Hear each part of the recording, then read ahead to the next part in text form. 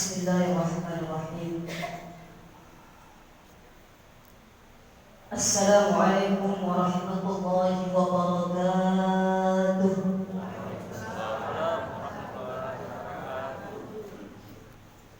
Alhamdulillah. Alhamdulillahilladzi ahyana ba'dama amatana wa ilayhi nusyur. Alladzi an'amana bil iman wal islam wa huwa a'dhamu ni'am. Alladzi faddala al-mu'minin bis-siyam. Asyhadu an la ilaha illallah wahdahu la syarika lahu wa asyhadu anna Muhammadan 'abduhu wa rasuluh. Alladzi la yantiqu 'anil hawa in huwa illa wahyu yuha. Salatan wa salaman ala nabiyyina wa habibina wa syafi'ina wa qurrata a'yunina wa maulana Muhammad wa ala alihi wa sahbihi wa man tabi'a bi ihsan ila yaumiddin, amma ba'd. Bersyukur kepada Allah Subhanahu wa taala, ibu-ibu, bapak-bapak, hadirin hadirat sidang jamaah salat subuh yang insyaallah diberkahi oleh Allah Subhanahu wa taala. Alhamdulillah, kita masih dihidupkan kembali oleh Allah di hari ke-25 di bulan suci Ramadan ini. Alhamdulillah pula kita termasuk orang-orang yang dipilih oleh Allah untuk tetap istiqomah melangkahkan kaki kita pergi ke masjid, khususnya Masjid Nurul Huda ini, untuk menjalankan aktivitas ibadah. Pagi hari ini tentu ibadah sholat subuh secara berjamaah. Walaupun ada ujian, bosi lada atau bosi cekte tadi. Hah? Bosi lada. Ya Allah. Tapi kita masih diberikan kekuatan untuk diringankan kakinya melangkah ke masjid ini. Bapak Ibu, ketika kita melakukan satu aktivitas kebaikan, amal soleh, di mana di situ ada rintangan, di mana di situ ada ujian, maka ada tambahan plus pahalanya dari Allah. Kalau kita pergi ke masjid tidak ada rintangan, biasa-biasa, cuaca enak ataupun tidak ada rintangan apapun, dapat tinggi pahala. Tapi ketika kita pergi ke masjid melakukan aktivitas biasa, di situ Allah kasih ujian rintangan, salah satunya tadi bosi, maka apa? Ada nilai plus tambahan pahala yang akan Allah sediakan. Maka beruntunglah kita orang-orang yang tetap istiqomah, walaupun bosi-bosi tetap melangkahkan pergi ke masjid.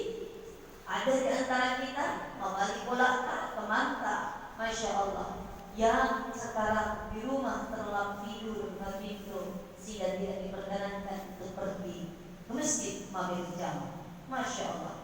Apalagi ketika kita tadi sebelum sholat subuh kita bangun, yang mulai sholat tahajud ataupun sholat yang lain, baik kita melakukan yang di rumah maupun mohon maaf kita melakukan secara berjamaah di masjid, masya Allah. Mudah-mudahan ini pun menjadi mohon maaf usaha kita untuk bisa meraih keridhaan Allah, menggapai Lailatul Qadar di malam-malam 10 terakhir di bulan suci Ramadan ini. Setelah kita qiyamul lail, salat tahajud dan sebagainya, kita makan sahur. Bapak Ibu, tadi makan sahurnya jam berapa? Hah? Makan sahur jam berapa? Setengah 4, jam 4. Atau ada yang jam 3? Atau mungkin ada yang jam 2? Kalau yang jam 2, jam 3, sesungguhnya setengah 4 bahkan, itu bukan makan sahur. Itu namanya makan malam. Karena makan sahur itu di waktu sahur. Di dalam satu riwayat ketika Rasulullah kalau makan sahur itu, setelah makan sahur langsung beliau tidak lama kemudian berdiri melakukan sholat subuh. Di situ yang namanya waktu sahur. Jadi waktu sahur aktivitas makannya namanya sahur. Sahur jamaknya ashar. Wabil ashari hum yastaghfirun. Penghuni-penghuni surga di waktu sahur itulah mereka beristighfar, memperbanyak minta ampun kepada Allah Subhanahu wa taala. Lalu Rasul ditanya, kira-kira waktu sahur itu kapan ya Rasulullah? Kurang lebih ketika waktu sahur selisih dengan waktu subuh, itu kurang lebih kita baca Al-Quran kurang lebih 50 ayat antara sahur dan waktu subuh. Itulah yang namanya waktu sahur. Jadi kalau ibu bapak makan mungkin terlalu cepat, jam 2:30 bahkan jam 3 kita makan, gak apa-apa dimakan. Nanti kurang lebih 15 menit sampai paling lama 20 menit sebelum azan subuh, makan biji kurma atau minum. Niatkan saya makan sahur. Nah itulah di situ yang namanya makan sahur itulah inna fi sahuri barakah. Di waktu sahur itulah makan sahur itulah ada keberkahan dan kita mengikuti sunnah Rasulullah. Jadi sekitar jam 4.15, jam 4.20. Kan sekarang waktu imsak jam berapa? Jam 4.30 berapa? 36. Berarti waktu subuh jam 4:46. Jadi jam 4.20 menit, 15 menit sebelum waktu subuh kita makan kurma atau makan depa. Dengan kurma, makan depa, niatkan saya makan sahur. Maka dapat sunnah Rasulullah dan kita pun mendapat keberkahan dari Allah Subhanahu wa taala. Setelah makan sahur, mudah-mudahan di situ ada keberkahan bermanfaat untuk kita. Kita menjalankan aktivitas salat subuh dan mudah-mudahan salat subuh berjamaah kita yang hadir di Masjid Nurul Huda ini bukan hanya kita yang hadir, tapi Bapak Ibu, malaikat-malaikat pun ada di sekitar kita, menyaksikan apa yang kita kerjakan. Bukan hanya menyaksikan, tetapi malaikat-malaikat pun mereka berdoa kepada Allah.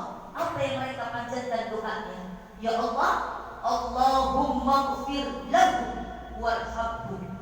Ya Allah, ampunkanlah dosa-dosa jamaah yang hadir di masjid ini dan warhamhu, dan berikanlah kasih sayangmu kepada mereka.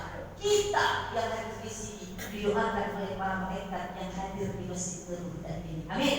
Amin ya Rabbal. Masya Allah. Makanya tadi kenapa waktu sahur?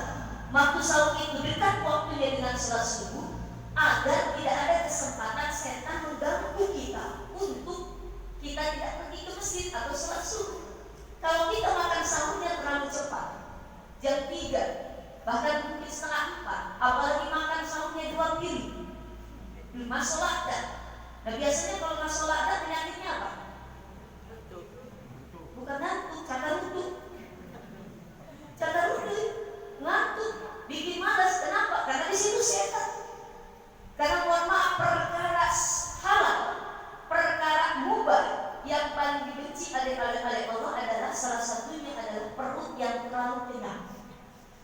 Makanya kalau makan terlalu masuk lakdan, itulah mohon maaf bikin kita malas, bikin kita cakap duduk. Di situ setan ganggu, jangan bikin ke masjid, maka jalan dari nyaman nanti kalau mati pergi.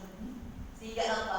Masya Allah, terlelap tidur, lewat di waktu sholat subuh, lewat apalagi kita waktu sholat subuh berjamaah. Tapi alhamdulillah kita diberikan keladi oleh Allah, dipilih oleh Allah untuk pergi ke masjid sholat subuh berjamaah. Aqimis salata liduluki syamsi ila wasaqil lail wa qur'anal fajr inna qur'anal fajri kana mashhuda. Surat Al-Isra ayat 8. Allah mengatakan bismillahirrahmanirrahim. Dirikan salat ketika matahari sudah mulai terbit, waktu zuhur dan asar. Wa qur'anal fajr wa ila wasaqil lail, dan dirikan salat ketika matahari sudah mulai terbenam, maghrib dan isya. Wa qur'anal fajri, dan dirikan salat ketika terbitnya fajar, yaitu salat subuh. Dan Allah mengatakan inna qur'anal fajri kana mashhuda.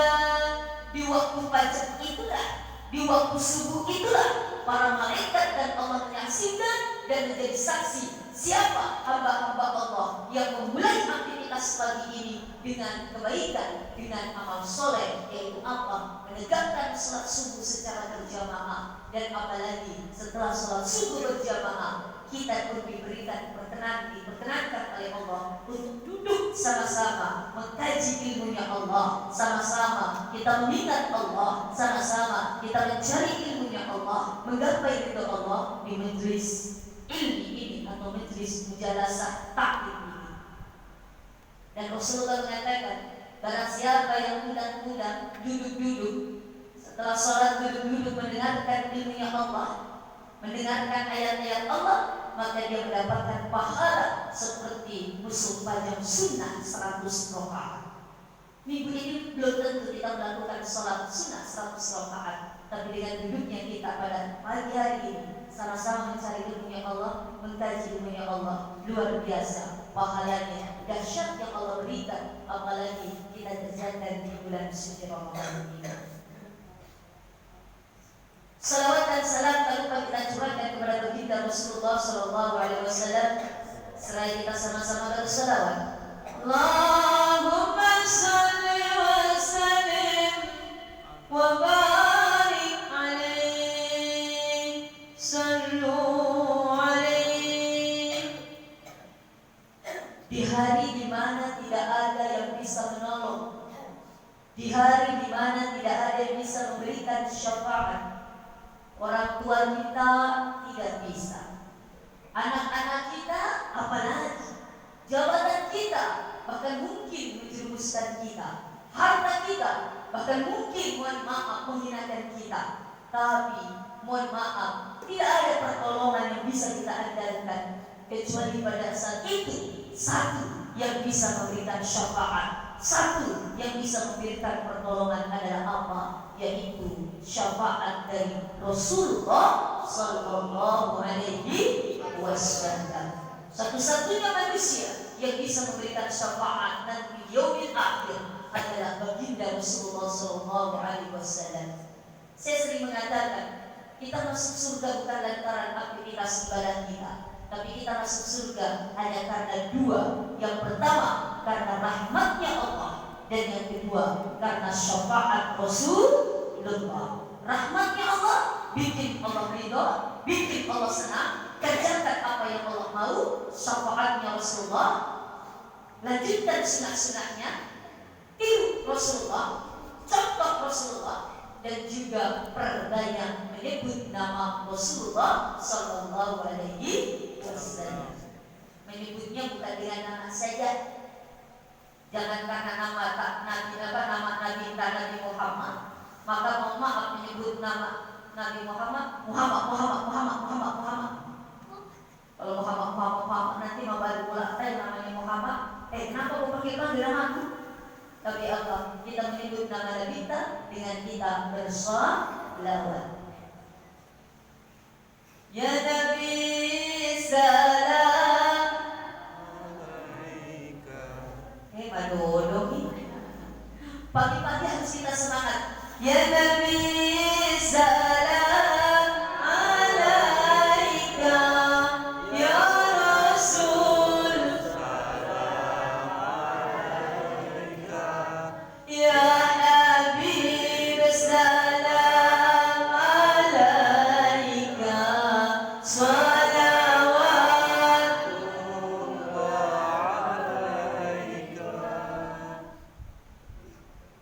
man shalla alayya marrah, barang siapa yang bersalawat kepadaku satu kali saja, sini bawah sallallahu asyra marrah, maka Allah akan bersalawat kepada kita 10 kali lipat. Maka Allah akan memberikan kita 10 kebaikan. Maka Allah akan menutup aib kita, membakar aib kita, menggugurkan kesalahan kita 10, dan Allah akan mengangkat kita 10 derajat di mata Allah Subhanahu wa ta'ala dengan kita 1 kali bersalawat. Begitu dahsyatnya salawat. Inna Allah wa malaikatahu yusalluna 'alan nabi.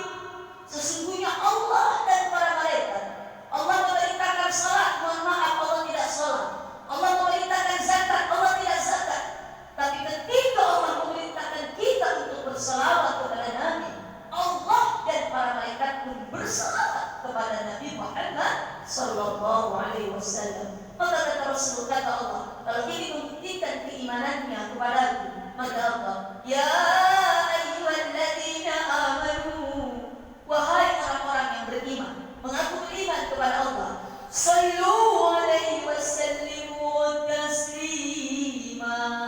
Maka sering-seringlah kita bersalawat kepada Rasulullah sallallahu alaihi wasallam. Bapak Ibu hadirin rahimahullah, melanjuti ceramah saya semalam, yaitu amalan-amalan yang bisa kita harapkan bisa menggapai Lailatul Qadar di 10 terakhir bulan Ramadan ini. Kemarin yang pertama adalah siyam, yang kedua adalah qiyam, mendirikan salat malam, qiyamul lail dari ba'dal isya sampai waktu subuh, itu yang namanya qiyamul lail. Apa saja salatnya dikatakan qiyamul lail. Ada yang bersifat mohon maaf tahajud, ada yang mohon maaf berupa hajat, ada yang berupa memperbanyak tasbih dengan salat tasbih dan sebagainya, ada juga salat witir, salat taubat dan sebagainya. Dan yang ketiga, amalan yang bisa mendekatkan, mohon maaf, diharapkan bisa menggapai Lailatul Qadar adalah tentu memperbanyak membaca Al-Quran. Karena Al-Quran sendiri diturunkan di bulan suci Ramadan. Turun Al-Quran ada 2 tahap. Ada tahap yang pertama, yaitu dari Lauhul Mahfuz ke Baitul Izzah. Ini turunnya sekaligus. Inilah mohon maaf yang kita dalam Al-Quran termaktub di dalam surat Al-Qadar, atau ada juga di dalam surat Al-Duha. Inna anzalnahu fi lailatul qadar, bahwa sesungguhnya kami menurunkan Al-Quran di Lailatul Qadar atau di malam Qadar. Ayat lain dikatakan inna anzalnahu fi lailatin mubarakah, sesungguhnya kami menurunkan Al-Quran di malam yang penuh dengan keberkahan, yaitu Lailatul Qadar. Ada juga Al-Quran turun dari Baitul Izzah, langit dunia, kepada Rasulullah SAW dengan perantara malaikat Jibril. Dengan pertama kali wahyu yang diturunkan adalah surat Al-Alaq di Jabal Nur, di Gua Hira, di usia 40 tahun Rasulullah. Jadi Nabi kita itu sesungguhnya sebelum diturunkan wahyu dari usia 38 tahun, artinya 3 tahun sebelum beliau menerima wahyu, Rasulullah sudah datang di Jabal Nur, di Gua Hira, untuk bertahandus, memikirkan apa sesungguhnya yang terjadi di kalangan masyarakat pada saat itu, yaitu masyarakat jahiliyah di Mekah yang penuh dengan kemaksiatan, penuh dengan kemusyrikan. Beliau menyendiri di Jabal Nur, beliau menyendiri di Gua Hira. Mohon maaf, Bapak yang sudah ke Tanah Suci pernah naik ke Jabal Nur? Ada yang sudah pernah naik ke Gua Hira? Belum ada ya? Oh, Masya Allah. Saya mohon maaf bahwa jamaah sudah 2 kali jamaah saya pergi ke Jabal Nur, ke Gua Hira, tapi saya sendiri pun belum pernah karena tinggi sekali. Kalau Pak Haji, suami saya sudah pernah naik ke sana. Dan kenapa? Kalau mohon maaf malam di situ terang dan sebagainya. Saya pun belum pernah, tapi jamaah saya banyak yang naik ke atas karena memang kita antar di sana. Masya Allah, itu memang tingginya luar biasa. Dan sekarang bagusnya ada tangga-tangga. Zaman Rasulullah belum ada tangga-tangga, hanya batu-batu. Sekarang sudah dibikin tangga-tangga, jadi lebih enak orang naik ke atas. Masya Allah, dan tidak bisa masuk beberapa orang, hanya bisa 1 masuk gantian. Jadi sudah masuk sholat bentar, keluar lagi gantian karena nggak bisa 2 orang atau 3 orang. Masya Allah. Nah itu Rasulullah, dan usia 38 tahun beliau bertahan di Jabal Nur, di Gua Hira. Tidak terjadi apa-apa. Tahun berikutnya 39 tahun pun berangkat lagi, tidak terjadi apa-apa. Lalu di usia 40 tahun Rasulullah di Jabal Nur pada bulan Ramadan, beliau bertahan. Disitulah ayat mohon maaf Al-Quran turun dengan sekaligus pembaikatan beliau sebagai Nabi dan Rasul, yaitu surat Al-Alaq ayat 1 sampai 5. Bismillahirrahmanirrahim. Iqra bismi rabbikal ladzi khalaq. Kata malaikat Jibril, Muhammad, Iqra. Rasulullah menjawab, ma ana biqari. Rasulullah al-Ummi,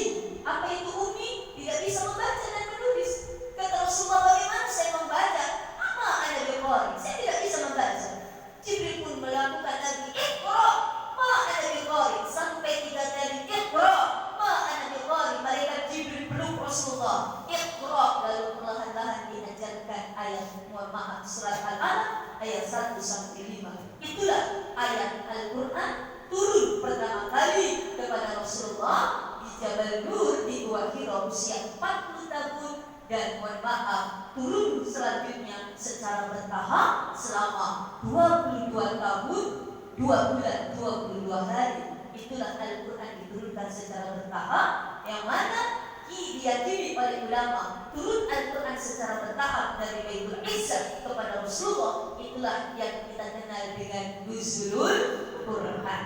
Dan Rasulullah di dalam salah satu hadis yang mengatakan, ma'asyuku, saya tidak ragu-ragu pertama kali Al-Quran turun kepada saya yaitu di tanggal 17 Ramadan. Makanya di Indonesia 17 Ramadan biasanya diperingati hari Nuzulul Quran. Nah, mohon maaf, Al-Quran turun di bulan suci Ramadan. Al-Quran turun di bulan yang penuh dengan keberkahan, di mana yang penuh dengan keberkahan. Maka untuk mendapatkan keberkahan Lailatul Qadar pun kita dekati dengan memperbanyak membaca Al-Quran. Yang mana ketika kita bisa membaca Al-Quran, itu adalah sarana untuk mengumpulkan pundi-pundi pahala dari Allah Subhanahu wa Ta'ala. Ketika kita baca Al-Quran, apapun situasinya bisa kita baca. Ketika kita sedang bahagia, tasyakuran mohon maaf pengantin, tasyakuran mohon maaf pakai apa lagi, tasyakuran akikah, tasyakuran apapun, cocok kita baca Al-Quran. Lagi sedang berduka, kematian, taksiah, cocok kita baca Al-Quran.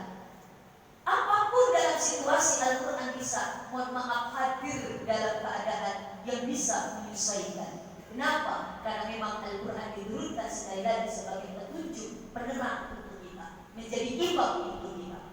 Allahumma ra'amna bil Qur'an waj'alhu lana wa nuran wa hudan wa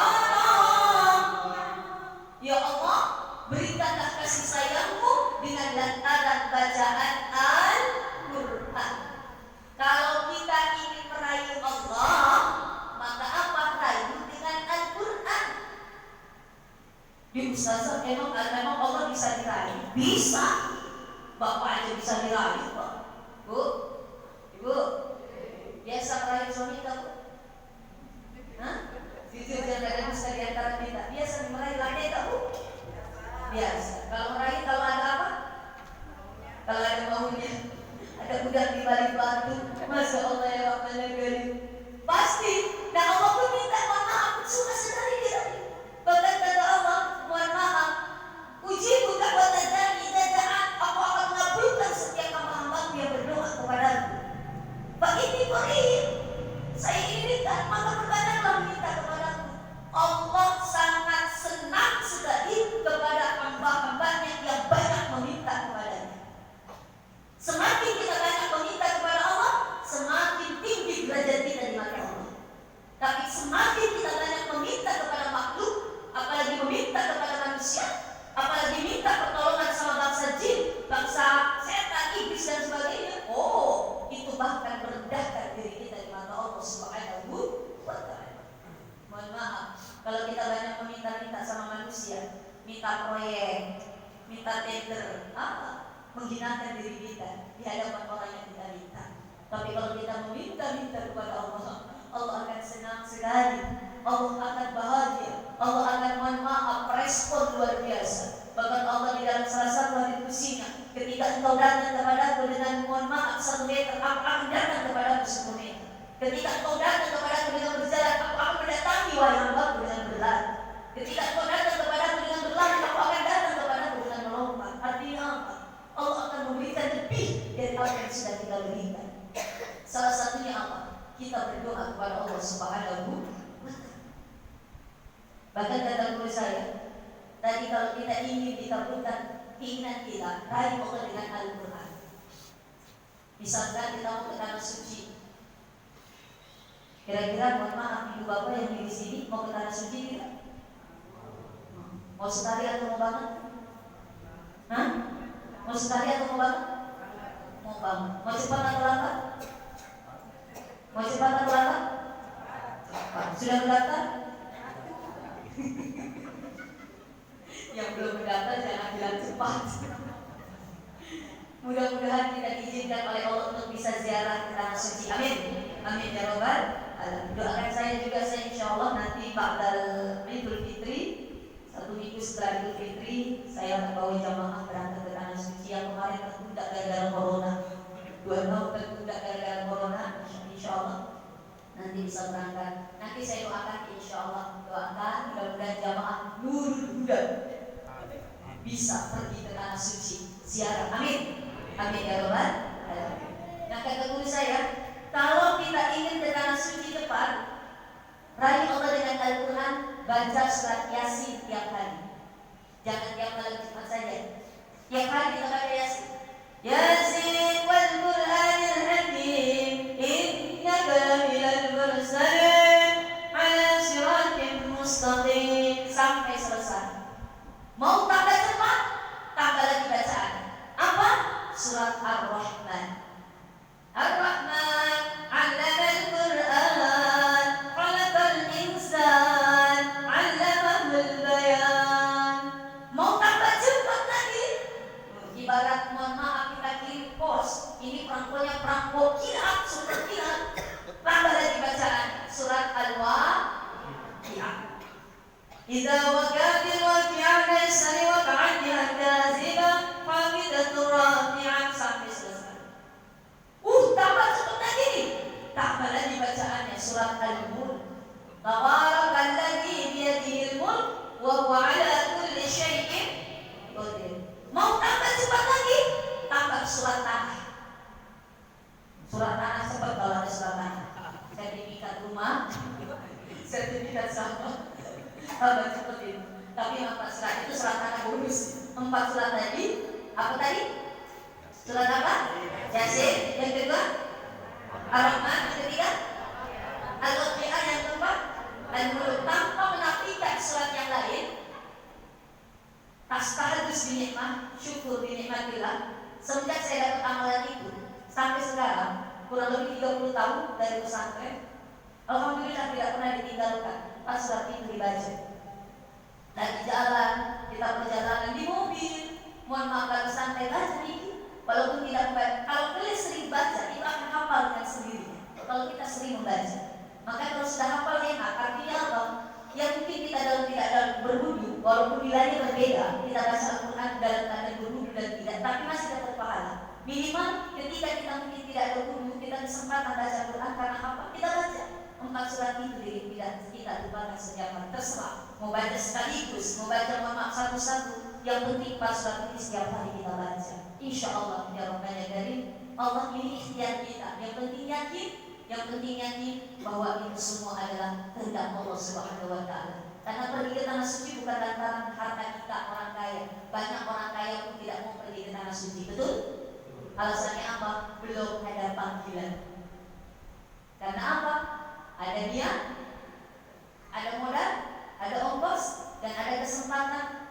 Tapi ujung-ujungnya semua itu dipanggil oleh Allah Subhanahu wa Ta'ala. Inilah berkahnya Al-Quran.